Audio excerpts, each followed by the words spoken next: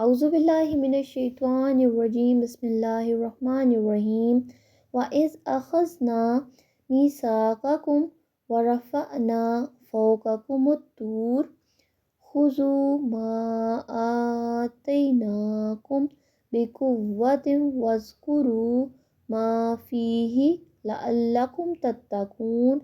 اور جب لیا ہم نے تم سے اقرار اور بلند کیا تمہارے اوپر کوہ طور کو کہ پکڑو جو کتاب ہم نے تم کو دی زور سے، اور یاد رکھو جو کچھ اس میں ہے تاکہ تم ڈرو۔ اخذنا کا مطلب ہے ہم نے لیا، میثاقکم تم سے اقرار یعنی وعدہ، ورفعنا اور ہم نے اٹھا لیا، فوقکم تمہارے اوپر، خذوا پکڑو، ما آتیناکم جو ہم نے تمہیں دیا، بقوۃ مضبوطی سے، تتقون پرہیزگار ہو جاؤ۔ اور وہ زمانہ یاد کرو جب ہم نے تم سے قول و قرار لیا کہ تورات پر عمل کریں گے، اور اس قول و قرار لینے کے لیے ہم نے طور پہاڑ کو اٹھا کر تمہارے اوپر معلق کر دیا، اور اس وقت کہا کہ جلدی قبول کرو جو کتاب ہم نے تم کو دی ہے یعنی تورات، مضبوطی کے ساتھ، اور یاد رکھو جو احکام اس کتاب میں ہیں جس سے توقع ہے کہ تم متقی بن جاؤ۔ جب موسیٰ علیہ السلام کو طور پر توریت عطا ہوئی اور آپ نے واپس تشریف لا کر قوم کو وہ دکھائی اور سنائی تو اس میں احکام ذرا سخت تھے، مگر ان لوگوں کی حالت کے مطابق ایسے ہی احکام مناسب تھے۔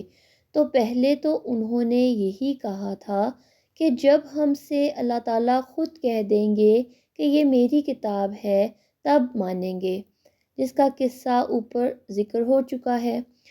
وہ 70 آدمی جو موسیٰ علیہ السلام کے ساتھ کوہ طور پر گئے تھے، واپس آ کر انہوں نے گواہی دی، مگر انہوں نے اس میں اپنی طرف سے ایڈیشنز بھی کر دیں کہ اللہ تعالیٰ نے آخر میں یہ بھی فرمایا تھا کہ تم سے جس قدر عمل ہو سکے کرنا، جو نہ ہو سکے وہ تمہیں معاف ہے۔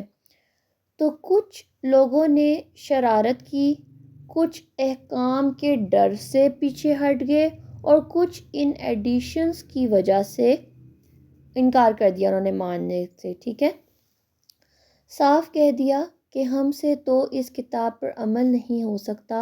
اللہ تعالیٰ نے فرشتوں کو حکم دیا کہ کوہ طور کا ایک بڑا ٹکڑا اٹھا کر ان کے سروں پر معلق کر دو کہ یا تو مانو ورنہ ابھی گرا۔ آخر چار ناچار انہیں ماننا پڑا۔ اب یہاں پر اس چیز کا شبہ ہو سکتا ہے کہ دین میں تو اکراہ نہیں ہے، یعنی کہ زبردستی نہیں ہے، لا اکراہ فی الدین، یہاں کیوں زبردستی کی جا رہی ہے؟ جواب یہ ہے کہ اکراہ ایمان لانے پر نہیں، بلکہ پہلے اپنی خوشی سے ایمان اور اسلام قبول کرنے اور اس کے خلاف بغاوت کرنے کی وجہ سے ہے۔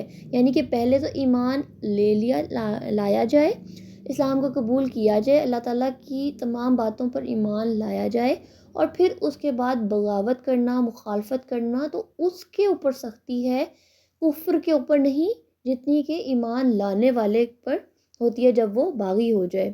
باغیوں کی سزا تمام حکومتوں میں بھی عام مخالف اور دشمن قوموں سے الگ ہوتی ہے۔